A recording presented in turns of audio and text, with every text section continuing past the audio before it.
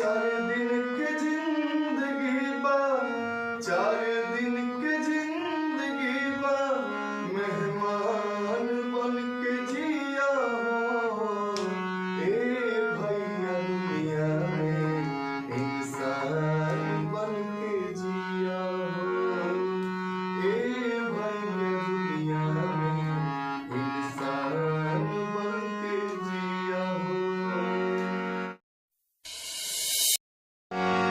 चलिए आइए आप सबके बीच एगो सामाजिक गीत हमारे प्यारे भाई नीरज सिंह जी, और आपको बता दें कि हम लोग का एक प्यारा सा गीत आया है BR म्यूजिक से, महान बन के जिया। बहुत ही मतलब आप सब एक बार सुनिए, और बहुत ही सामाजिक चेतना गीत है जो कि आप लोग का उम्मीद है कि अच्छा लगेगा।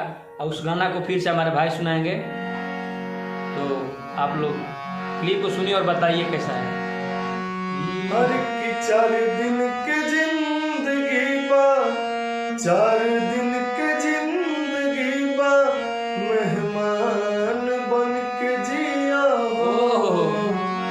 ए भैया दुनिया में इंसान बन के जिया हो। ए भैया दुनिया में इंसान बन के जिया हो। बचपन बीती बीती जवानी, बुढ़ापा में तोहरा चली मन मानी। बचपन बीती बीती जवानी, बुढ़ापा में तोहरा चली मन मानी। केहुओ के दिल के अरमान बन के जिया हो। ए भैया दुनिया में इंसान बन के जिया हो। ए भैया दुनिया में इंसान बन के जिया हो। भाई के लाइन बा कि मिलजुल के रहल करा, एही में भलाई बा।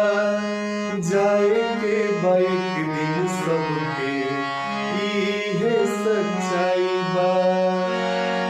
मिलजुल के रहल करा, एही में भलाई बा।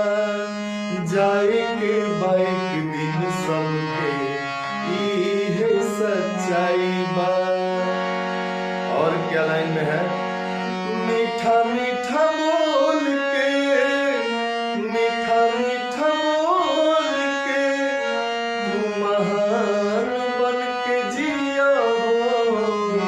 ए भैया दुनिया में इंसान बन के जिया हो। ए भैया दुनिया में इंसान बन के जिया हो।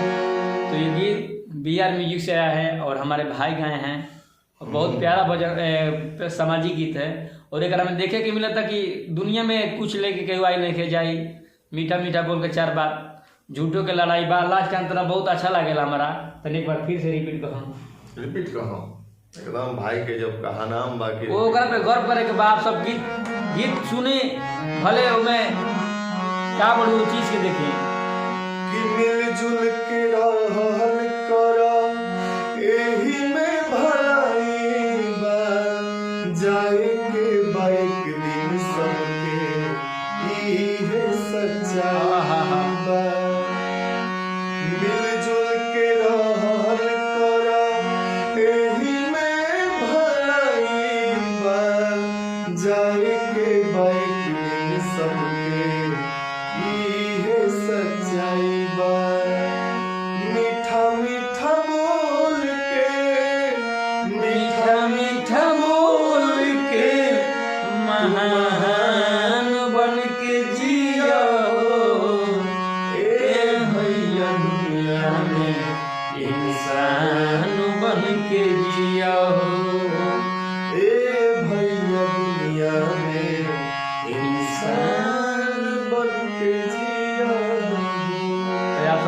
बा विनती बा कि BR म्यूजिक पे जाई और भाई के प्यार सा आशीर्वाद दें और बताई कि कैसन गाना बा, दिल से सपोर्ट करी जा।